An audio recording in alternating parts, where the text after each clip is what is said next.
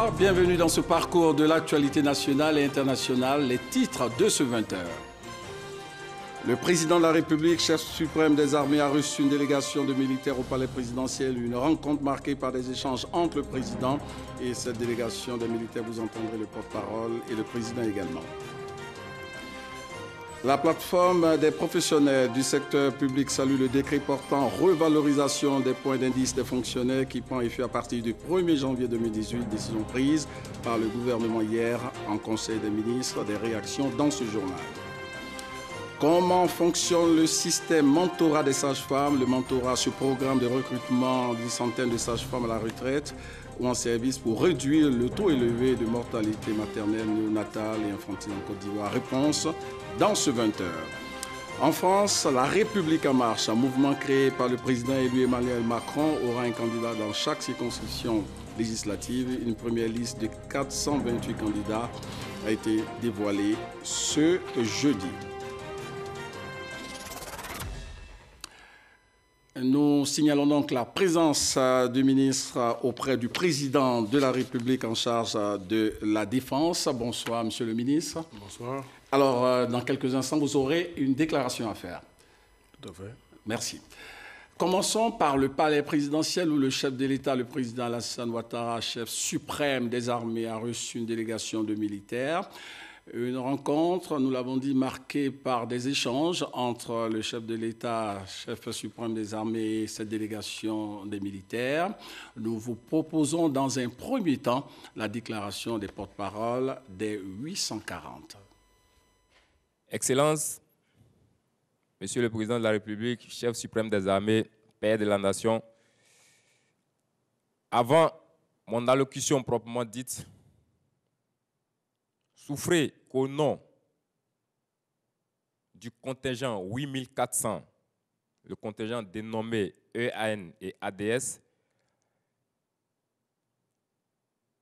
souffrez qu'on vous présente de façon solennelle toutes les excuses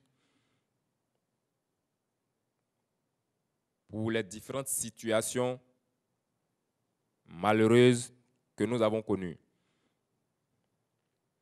En effet, nous avons eu plusieurs rencontres. Malheureusement, les circonstances ont toujours été les mêmes. Tout simplement, nous sommes à la recherche d'une situation heureuse. Donc, Excellence, je reviens là-dessus encore. Au nom des 8400, nous vous présentons toutes nos excuses en tant que père de la nation, chef suprême des armées. Et profiter de l'occasion, vous dire que nous sommes toujours à votre disposition et que notre mission n'a pas changé. Nous nous souvenons de nos devoirs, même si nous avons quelquefois réclamé plus de droits.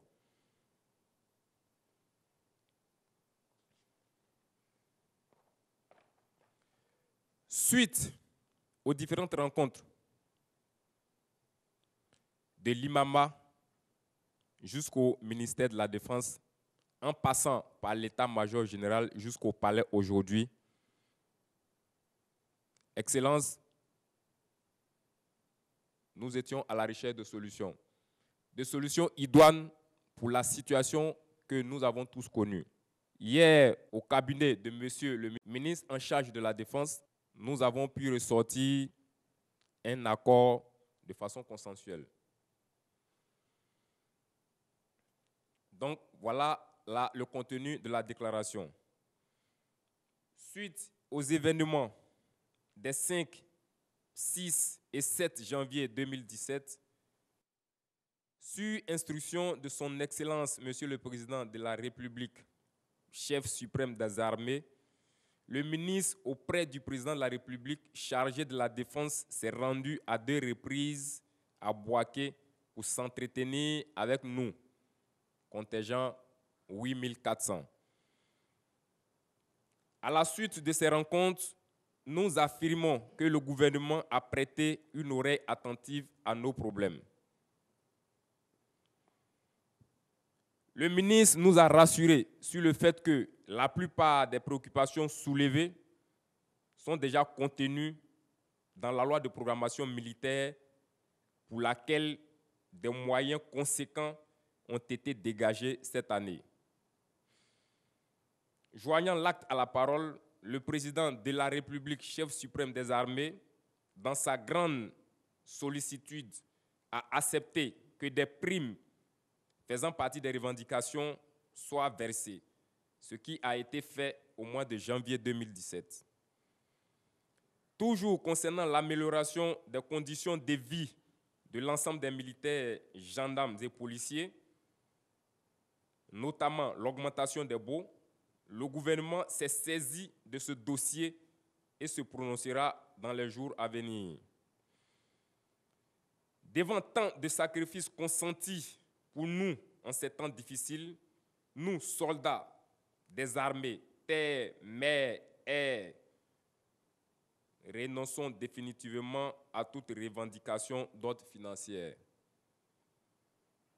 Nous faisons confiance à nos autorités et les exhortons à mettre en œuvre la loi de programmation militaire, le seul instrument susceptible d'améliorer durablement les conditions de vie et de travail des militaires.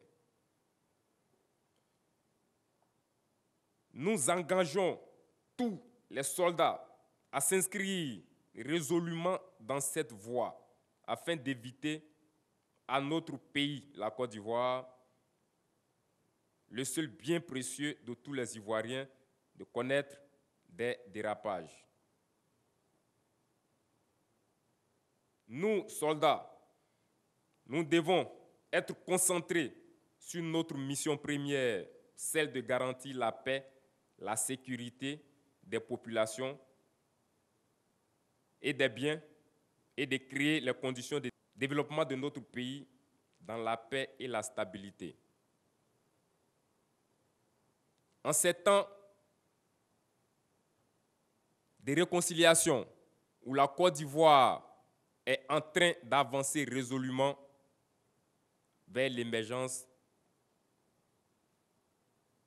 nous prenons l'engagement solennel de se ranger et de se mettre aux ordres de la République. Sur ce, Excellence, Monsieur le Président de la République, chef suprême des armées, nous profitons encore de l'occasion au nom des 8400 vous présenter toutes nos excuses.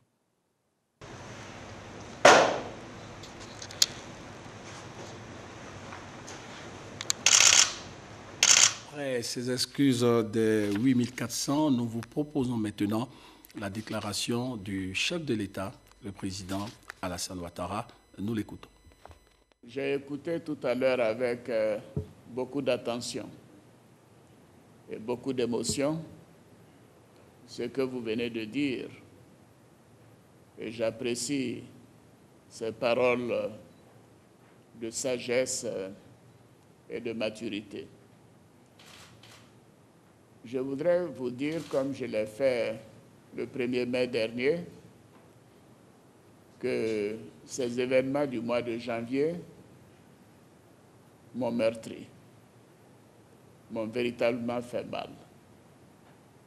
Et comme vous le savez, le 7 janvier, j'avais été invité par le président élu du Ghana pour son investiture.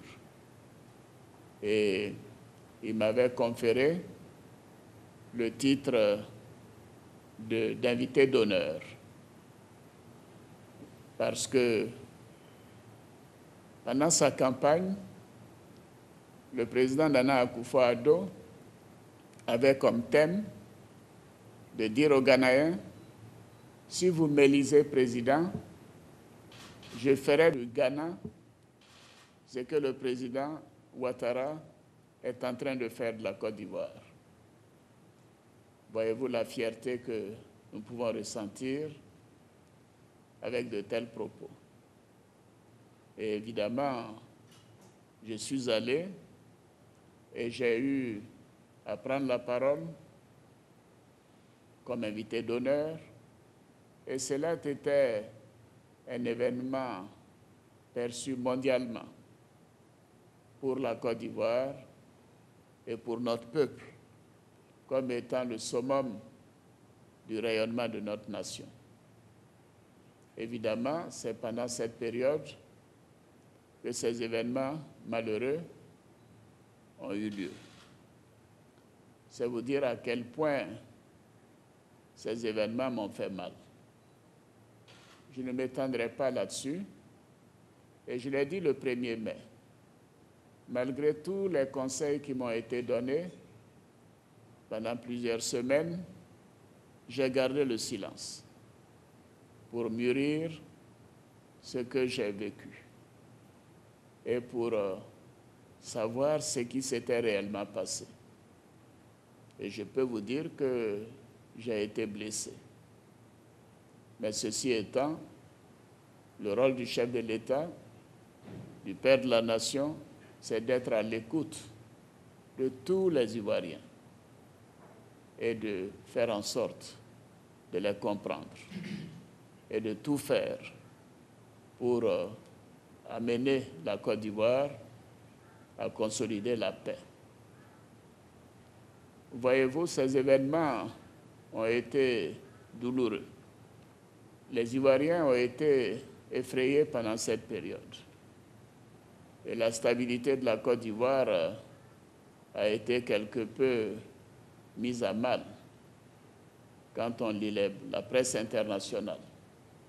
Mais moi, je n'ai jamais eu de doute, même quand j'étais à Accra, parce que je sais que vous, les jeunes, vous tenez à votre pays, compte tenu du combat que vous avez mené. Et je vous ai toujours fait confiance. Mais c'était un moment difficile. Cette fragilité, nous devons tout faire pour la surmonter. Transformer cette faiblesse en une force. Et ce que vous venez de dire est le démarrage de ce processus. Voyez-vous, j'apprécie tout particulièrement, surtout compte tenu de votre âge, d'avoir mis les intérêts de la nation au-dessus des intérêts particuliers et personnels.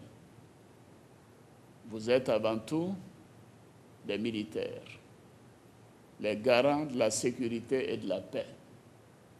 Et votre carrière, c'est dans l'armée.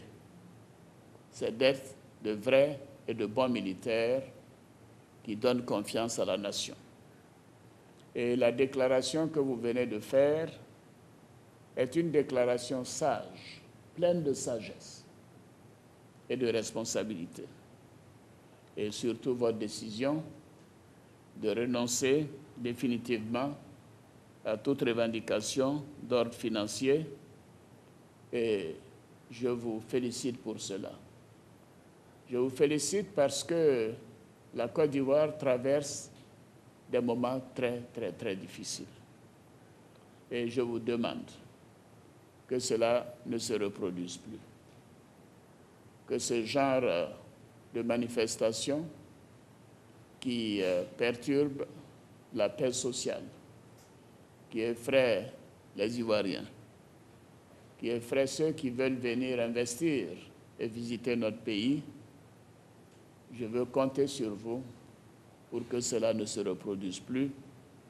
Et je crois en la sincérité de vos propos, que vous parlerez à tous vos camarades pour qu'il en soit ainsi. Parce que la Côte d'Ivoire a besoin de paix. La Côte d'Ivoire a besoin de stabilité. Et l'armée a besoin de cohésion.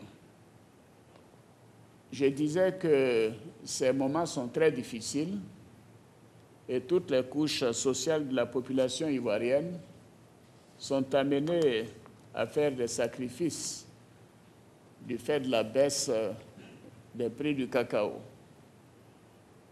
Le prix du cacao à l'international a baissé de plus de 40%.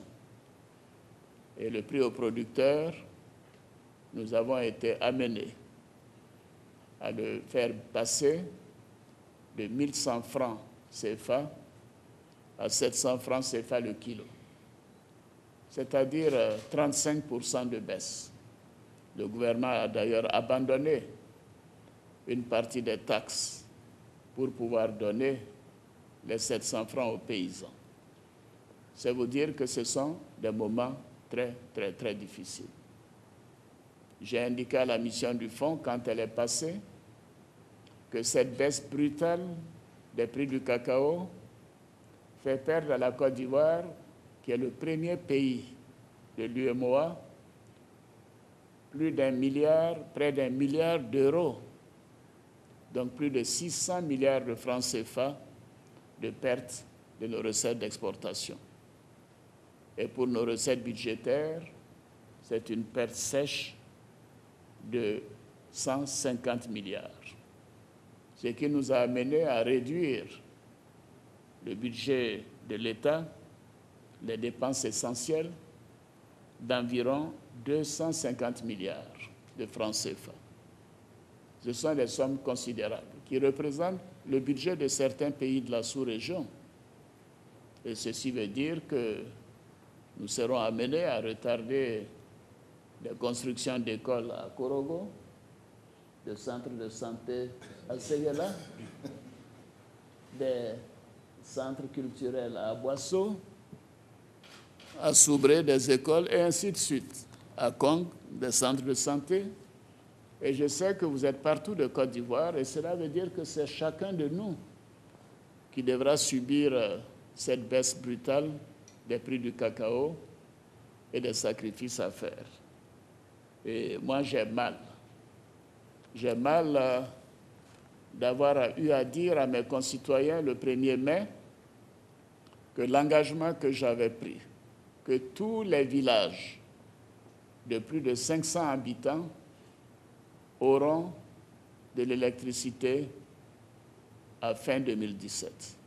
J'ai dû décaler ce programme d'une année et aujourd'hui même, nous venons de prendre la décision que nous continuerons de faire en sorte qu'avec une meilleure gestion, nous puissions avoir à obtenir ce résultat en fin 2018.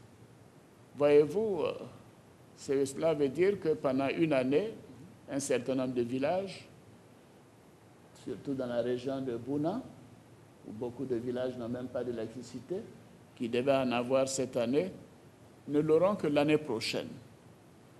J'ai mal de prendre cette décision, mais c'est ma responsabilité en tant que chef de l'État et père de la nation. C'est vous dire à quel point j'apprécie ce que vous venez de dire et la décision que vous venez de m'annoncer, partagée par l'ensemble d'entre vous. Et je demande que cela soit bien compris. J'ai donné des instructions très fermes au gouvernement pour accélérer la mise en œuvre des mesures d'amélioration des conditions de vie et de travail de nos militaires. Oui, je dois dire que le chef d'état-major général, le général Sékou Touré, et le chef d'état-major particulier, le général Bagondo, quand ils m'ont fait le point de la situation de vie des soldats et l'état des casernes, le fait que dans de nombreux endroits, il n'y a pas de lit, même pas de matelas. Cela m'a rappelé l'année 1990, quand le président Houphouët m'a demandé de venir pour essayer de ramener la paix dans notre pays. La situation était la même. Nous avons travaillé et nous avons remis sur le pied notre armée. Donc je prends l'engagement que ce travail, nous allons le faire ensemble, avec beaucoup plus de rigueur, que les conditions de vie et de travail des soldats seront améliorées. Et notamment, nous venons même décider aujourd'hui l'augmentation des baux, des mesures financières pour la réhabilitation des casernes, ainsi que d'autres mesures qui sont prévues dans la loi de programmation militaire. Et le ministre de la Défense donnera les détails de toutes les mesures que nous avons arrêtées aujourd'hui en Conseil des ministres. Je voudrais que vous soyez assurés que je veillerai moi-même particulièrement en tant que chef suprême des armées, mais également en tant que ministre de la Défense, à la bonne exécution de toutes ces mesures. J'ai demandé au Premier ministre que nous soyons en mesure de séquestrer les ressources nécessaires pour accélérer la mise en œuvre de toutes ces mesures qui doivent améliorer le quotidien des soldats. Vous pouvez me faire confiance. Je tiens à le faire parce que d'abord c'est une loi que nous avons librement proposée à l'Assemblée, mais également parce que vous le méritez. Vous le méritez. Et nous devons le faire. Nous aurions dû le faire. Nous le faisons avec retard, mais comme on le dit, mieux vaut tard que jamais. Donc je vous assure que nous ferons cela avec la plus grande rigueur et avec beaucoup de célérité. Voyez-vous, j'avais une ambition en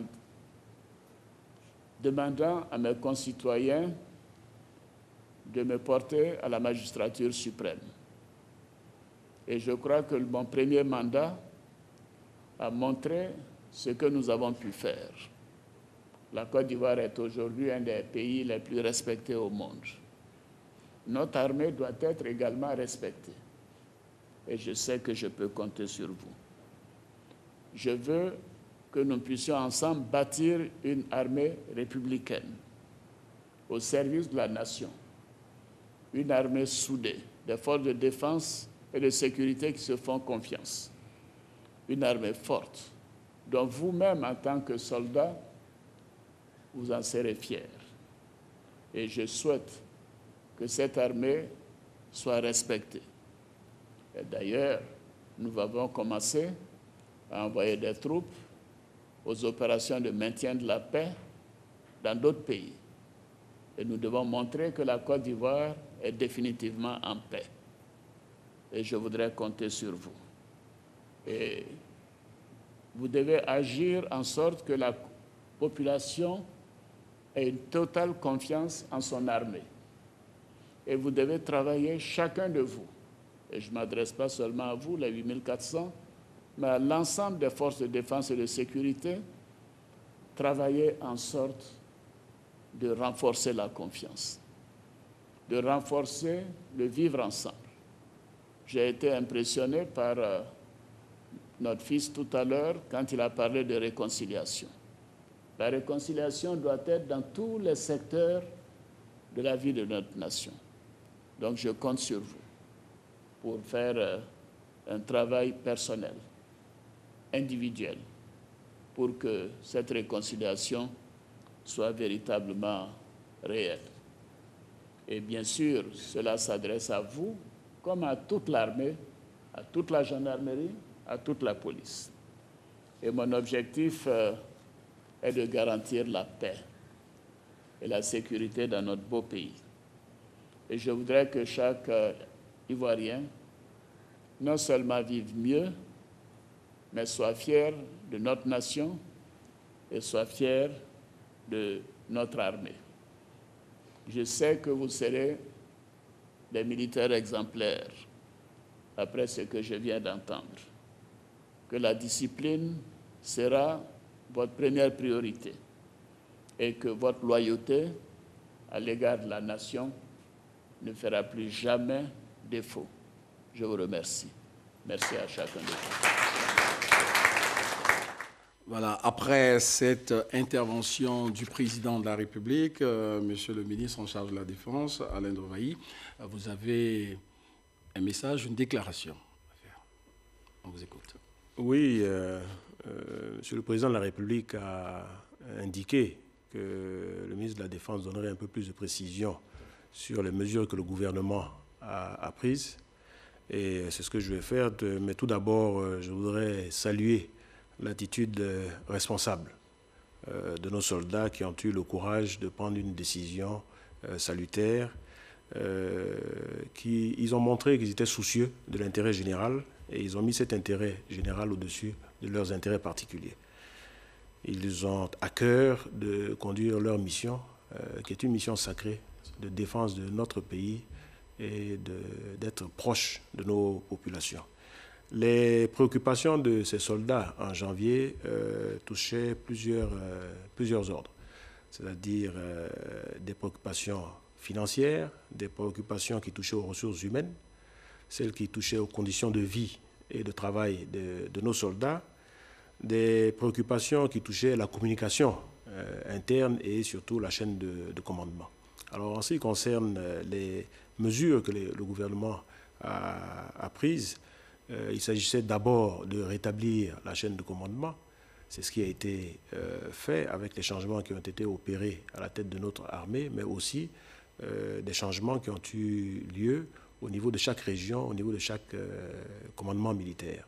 C'est ce qui a été déjà fait et je pense qu'aujourd'hui, la communication, la chaîne de commandement est rétablie. Les hommes qui ont été nommés sont proches de nos soldats, connaissent leur réalité et ont un contact permanent avec eux. Au niveau des finances, le président de la République tout à l'heure a indiqué que le gouvernement a pris des décisions concernant les baux. Mais les soldats donc ont permis de prendre en compte l'ensemble des préoccupations des militaires, des gendarmes, des policiers et aussi des forces paramilitaires que sont la douane, les eaux et forêts et aussi les gardes pénitentiaires. Donc ces taux de bail seront relevés de 20 000 francs CFA. Et cette mesure sera prise dès le 1er janvier 2018, donc intégrée au budget de 2018. Il y avait aussi une préoccupation qui était importante, qui touchait à l'immobilier. Vous savez qu'il y a quelques années, les militaires et d'autres, il n'y avait pas seulement que des militaires, avaient souscrit à un programme immobilier qui avait fait défaut et le gouvernement a pris sur lui de coordonner une action qui a permis aujourd'hui à ce que tous ces militaires-là, policiers et d'autres corps, soient remboursés des sommes qu'ils avaient engagées pour ces opérations immobilières. Donc ceci a été fait. Il y avait également des préoccupations concernant les ressources humaines au niveau de l'armée. Principalement, il s'agissait de l'avancement en grade. Vous savez que le nombre minimum d'années qu'il faut passer avant de passer un grade supérieur est de 7 ans. La préoccupation était de ramener cette période-là à une période plus courte, de 4 ans. Et ce sera chose faite. C'est une mesure qui est bonne, qui a été jugée bonne par le gouvernement et qui va améliorer donc l'avancement des grades des personnes qui le méritent, bien sûr, tout à fait. Donc qui pourront avancer dès 4 ans au lieu d'attendre donc 7 années. Il y a également, concernant les conditions de vie et de travail, vous savez que le président de la République a donné des instructions fermes pour améliorer les conditions de vie et de travail de nos soldats. De nouvelles casernes sont prévues à être construites cette année dans chaque région militaire, qui sont des grands camps qui permettront aux soldats de vivre sur place, de ne pas être obligés de vivre en ville et de venir au camp pour assumer leurs responsabilités. Des grands camps seront construits donc, dans les 4 régions militaires. Ceci sera donc fait grâce à la loi de programmation militaire qui avait anticipé sur tout cela. Il fallait simplement qu'elle soit mise en œuvre et que les moyens conséquents soient donnés pour que ces choses-là soient faites. Donc les instructions ont été données par le président de la République, les moyens sont dégagés et pour ce qui ne peut pas être supporté par le budget, des financements ont été recherchés et donc pour pouvoir mettre en œuvre la loi de programmation militaire. En ce qui concerne également les conditions de vie et de travail, nous avons déjà commencé à y faire face, notamment en ce qui concerne l'hébergement et la réhabilitation des casernes existantes. L'année dernière, une première phase a été donc réalisée de réhabilitation des casernes qui a concerné 43 casernes et camps sur tout l'ensemble du territoire. La deuxième phase démarre à la fin de ce mois pour compléter l'ensemble de la réhabilitation qu'il y avait à faire des casernes et d'autres programmes sont prévus donc en 2017 pour améliorer cela. Il y avait également un problème au niveau du fonds de prévoyance militaire qui est concentré dans la capitale, à Abidjan.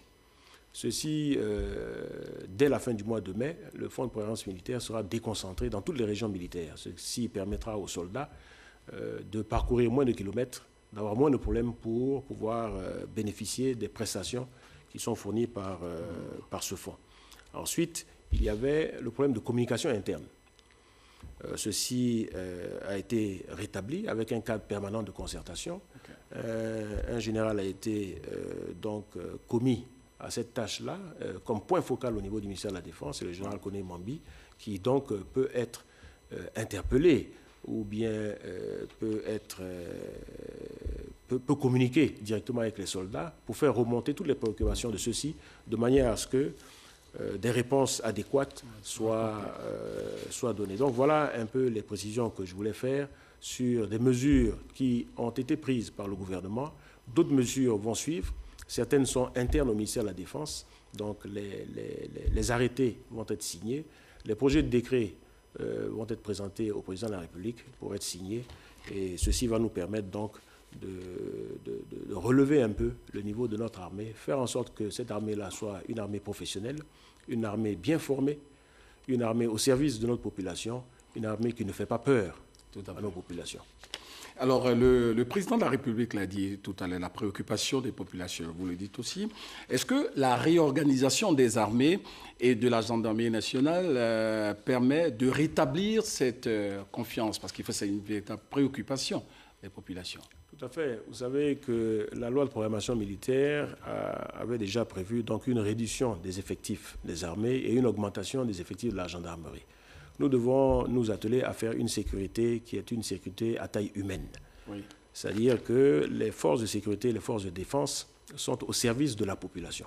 Il faut les rapprocher de la population, réorganiser ce lien armée-nation, parce que nous avons l'intention de mettre en place une armée qui sera une armée professionnelle, d'une part, une armée de développement, donc qui est au service des populations, au service du développement de notre pays, une armée qui œuvre pour le rayonnement de notre pays, la Côte d'Ivoire, avec les projections donc, à l'extérieur, c'est ce qui a déjà commencé, et la réorganisation qui a été prise au sein de nos armées permet de faire cela. Ce sont des hommes qui ont été choisis, qui sont des hommes du sérail, des hommes qui sont proches de leur personnel et qui ont à cœur donc, de faire régner dans cette armée une discipline et une rigueur qui nous permettra d'avoir donc une armée dont nous pourrons être fiers. Un espoir que vous partagez donc avec l'ensemble des Ivoiriens. Merci, Monsieur le ministre. Merci. Avant de se rendre à Paris, où il prendra part à la cérémonie de remise de prix Félix Houphouët-Boigny pour la recherche de la paix, vous allez le voir en image, le président du PDCI-RDA, Henri Konan Bédié, a rendu une visite de courtoisie au président de la République, Alassane Ouattara. C'était au palais présidentiel, comme vous le voyez sur votre écran. Cette rencontre a également été l'occasion de faire un tour d'horizon de la situation socio-économique du pays. Merci donc à la réalisation. Je vous l'annonçais dans les titres, la plateforme des professionnels du secteur public salue le décret portant revalorisation des points d'indice des fonctionnaires qui prend effet à partir du 1er janvier 2018. Décision prise par le gouvernement hier en Conseil des ministres. La réaction de la plateforme des professionnels du secteur public a été recueillie par notre reporter Grace Kando. Plus de 17 milliards de francs CFA, c'est le montant qui sera affecté à 40 000 fonctionnaires. Ils verront leur salaire augmenter à partir du 1er janvier 2018. Ils encaisseront, en fonction de leur catégorie, entre 35 000 et 40 000 francs CFA supplémentaires sur leur salaire. C'est la conséquence du décret pris par le président de la République ce mercredi 10 mai lors du Conseil des ministres qui porte sur la bonification de 150 points et 100 points aux fonctionnaires non bénéficiaires des grilles particulières. Une décision saluée par la plateforme des professionnels du secteur public. Nous saluons cette mesure-là qui a été prise, qui est l'expression de la volonté du gouvernement de mettre en œuvre nos accords. Cette mesure-là, elle est importante. Elle concerne une bonne catégorie de fonctionnaires qui, depuis 2009, avaient été lésés et qui n'avaient pas pu voir la bonification décidée au préforum de 2007 mise en œuvre. C'est l'expression que le gouvernement est déterminé à faire en sorte que tout ce que nous avons eu comme accord se traduit dans la réalité tangible. Nous félicitons donc le président et le gouvernement pour avoir mis en œuvre, n'est-ce pas, ce premier accord-là. Sont concernés par cette mesure, entre autres agents des eaux et forêts, informaticiens, trésor, administration générale et agents de l'État. Autre action saluée par la plateforme, la réforme sur la pension de retraite. Le deuxième élément que nous saluons, c'est également la prise de l'ordonnance modificative de l'ordonnance 2012-303 qui également contenait des points conflictuels que nous avions combattus. Depuis le 15 février, l'ordonnance est signée. Nous avions relevé 6 points de désaccord, n'est-ce pas, dans la pension, dans la nouvelle mesure de pension. Et sur ces points, le gouvernement a accédé à certains, notamment le mode de calcul qui portait initialement dans l'ordonnance 2012 sur les 5 ans des dernières années. Aujourd'hui, nous avons pu obtenir que le calcul se fasse à partir du dernier indice, donc la dernière année atteinte par le fonctionnaire. Ces 2 points acquis faisaient partie des revendications des fonctionnaires et agents de l'État. Dans l'actualité également, Daniel Kablan-Duncan, vice-président de la République, s'est entretenu avec le directeur du Centre de développement de l'OCDE, l'Organisation de coopération et de développement économique, entre autres sujets examinés, l'entrepreneuriat des jeunes et la question migratoire. Demain, vous aurez le compte rendu complet de Jérôme Kofi Abolin. Rendons-nous maintenant à la primature où des audiences qui ont été accordées par Amadou Gon Coulibaly, Premier ministre. Il a été question d'investir en Côte d'Ivoire et de participation au développement économique de notre pays, la Côte d'Ivoire. Demain également, vous aurez le compte-rendu de nos reporters. Comment fonctionne le système mentorat des sages-femmes? Le mentorat, ce programme de recrutement d'une centaine de sages-femmes à la retraite ou en service pour réduire le taux élevé de mortalité maternelle, néonatale et infantile en Côte d'Ivoire. Ce mentor était sur le terrain dans la commune de Yopougon. Le constat de Davis Oyo et de Franck Kouadio. Une rencontre bien particulière ce matin. Ces anciennes sages-femmes se concertent sur la meilleure stratégie pour encadrer leurs cadettes. Elles, ce sont les mentors désignés par le ministère de la Santé comme solution alternative pour une meilleure formation des sages-femmes encore en activité. Leur mission, aller sur le terrain et partager leur expertise. Phase pratique à la formation sanitaire urbaine communautaire de Port-Bouedeux dans la commune de Yopougon. Entretien avec les responsables, puis direction salle d'accouchement. La délégation explique aux sages-femmes le fonctionnement du système mentorat. On vient identifier d'abord les problèmes de cette maternité, donner quelques conseils à nos jeunes sœurs et les encourager à bien accueillir les femmes, d'être humbles, humaines et d'aimer surtout les femmes qui viennent vers elles. La méthodologie de travail aussi, c'est bien suivi. Mais bon, il faut les suivre, il faut les aider. Et nous sommes volontaires, nous allons les aider. Après les discours, place à l'action. À 13h, une femme enceinte arrive en pleurs. Séance pratique fort mouvementée. L'une des sages-femmes tire les leçons de cette intervention. La maman, c'est qu'elle a constaté. Moi, je me disais que la dame ne voulait pas la perfusion, mais c'est qu'elle a constaté, puis elle m'a donné comme conseil. C'est parce qu'il n'y a pas de parents à côté de la dame, dont elle voulait absolument partir à la maison. Donc, elle a attiré mon attention dessus. Vraiment, ça m'a fait du bien. Le répit ne dure qu'un moment. Une nouvelle intervention urge. Résultat des efforts, un nouveau-né du sexe féminin. En salle de couche, l'action des mentors est appréciée. Elles m'ont montré comment il faut attraper l'enfant pour lui donner à téter, ne pas donner de l'eau à l'enfant pendant 6 mois. Je donnais le lait maternel et je vais suivre ça. L'intervention des mentors ne s'arrête pas qu'à l'accouchement, il y a aussi le suivi. Nous avons reçu une jeune dame qui a un enfant de 8 mois, qui est à l'allaitement maternel, mais qui a d'autres alimentations telles que la nourriture familiale. Donc, nous l'avons interpellée pour lui donner les conseils d'usage. Ce qu'elle a dit vraiment, c'est bien parce que ça permet aussi à l'enfant de mieux grandir et de se porter bien. Une journée de travail bien remplie. Les mentors font le bilan. Je vois que tous les services y sont intégrés et ça, c'est un atout majeur. J'ai vu aussi qu'il y avait du personnel enthousiaste. Bon, néanmoins, on ne peut pas dire que tout est parfait. Donc, on a donné quelques conseils et nous pensons que ce centre fonctionne bien. C'est une excellente chose parce qu'elles vont nous aider à encadrer nos sages-femmes, les motiver, les encourager, les accompagner avec le peu de moyens que certainement on aura. Avec ces appuis-là, on pourra faire mieux. Les anciennes sages-femmes, appelées aujourd'hui mentors, sont au nombre de 100 choisies par la tutelle. Elles sont déployées sur l'étendue du territoire depuis quelques jours. Leur rôle, contribuer d'ici 2020 à la réduction du taux de mortalité maternelle, néonatale et infantile. En France, La République en marche, le parti d'Emmanuel Macron, président élu récemment, a présenté ce jeudi 428 premières investitures pour les élections législatives des 11 et 18 juin prochains. 52% de personnes investies sont issues de la société civile. La République en marche aura un candidat dans chaque circonscription législative.